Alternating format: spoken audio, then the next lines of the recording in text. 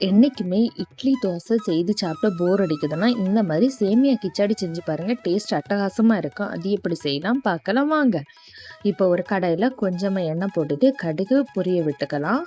கூடவே ஒரு வரமிளகாய 3 கட் பண்ணி போட்டுக்கிறேன். உங்களுக்கு வரமிளகு 2 கூட போட்டுக்கலாம். பெரியவங்கன்னா 2 போட்டுக்கோங்க. இது குழந்தைகளுக்கு கொடுக்கறனால நான் இதில் 1 தான் போட்டிருக்கேன்.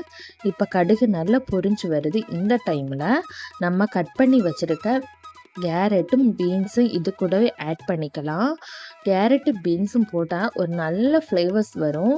இதில் உள்ளி போட வேண்டிய அவசியம் கிடையாது. உங்களுக்கு உள்ளி தேவைப்பட்டால் உள்ளி போட்டுக்கலாம். நான் உள்ளியை ஸ்கிப் பண்ணியிருக்கேன், அதாவது வெங்காயத்தை ஸ்கிப் பண்ணியிருக்கேன். இப்போ கேரட்டும் பீன்ஸும் போட்டு நல்லா வதக்கிக்கோங்க. கேரட்டு முழுமையாக வதங்கணும். குழந்தைகளுக்கு கொடுக்கறனால நல்லா வதங்கணும். பெரியவங்களுக்கு கொடுக்கறனால பாதி வதங்கினா போதும். இப்போ பீன்ஸும் கூட போட்டிருக்கேன். பீன்ஸும் போட்டு கூடவே 1/4 டீஸ்பூன் உப்பு போட்டிருக்கேன். உப்பு போட்டு நல்லா வதக்கி எடுத்துக்கோங்க. இதை மூடி போட்டு வேக வச்சுக்கோங்க. குழந்தைகளுக்கு கொடுக்குறதா இருந்தால் இதில் கொஞ்சம் தண்ணி போட்டு வேக விட்டுக்கோங்க.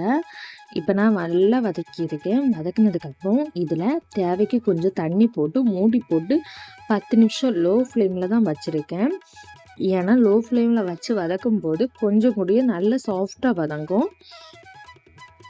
இந்த மாதிரி நீங்களும் ட்ரை பண்ணி பாருங்கள். இப்போ கேரட்டு பீன்ஸும் ஒரே மாதிரி வதங்குது.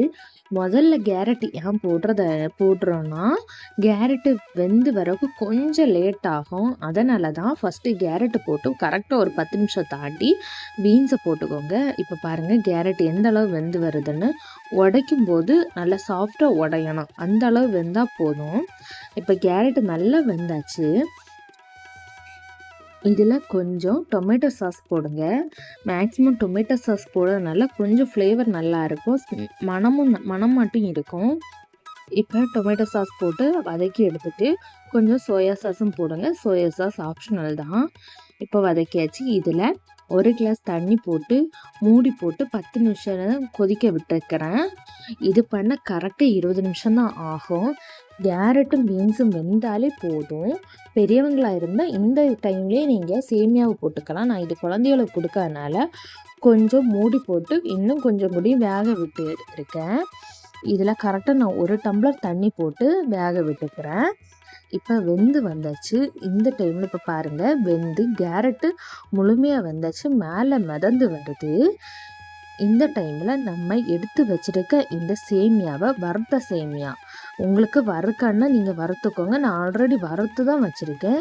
இந்த சேமியாவை அப்படியே எடுத்து இதில் போட்டிருக்கேன். அதாவது 1 கப் சேமியாவுக்கு 1.5 கப் தண்ணி. இந்த மெஷர்மெண்ட்டு கரெக்டாக இருக்கும். நான் இங்கே 1 கப் தண்ணி எடுத்திருக்கேன். இதுக்கு 1/2 கப் சேமியா தான் போட்டிருக்கேன். போட்டு நல்லா கிளறி விட்டுட்டு மூடி போட்டு 10லேருந்து 15 நிமிஷம் தான் நான் வேக விட்டுருக்கேன். ஏன்னா சேமியா டக்குன்னு வெந்து வரும். அதனால தான் கொஞ்சம் மூடி போட்டு வேக விட்டுக்கினா கரெக்டாக இருக்கும். இது குழைய விட வேண்டிய அவசியம் கிடையாது. நீங்கள் சேமியா வெந்தாலே போதும். அடுப்பை ஆஃப் பண்ணிக்கிட்டு எடுத்து சர்வ் பண்ணலாம். இப்போ பாருங்கள் சேமியா நல்லா வெந்தாச்சு. இந்த டைமில் எடுத்து சூடோடு சர்வ் பண்ண அட்டகாசமாக இருக்குது. இதே மாதிரி ட்ரை பண்ணிவிட்டு எப்படி வந்திருக்கு கமெண்ட் பண்ணுங்கள்.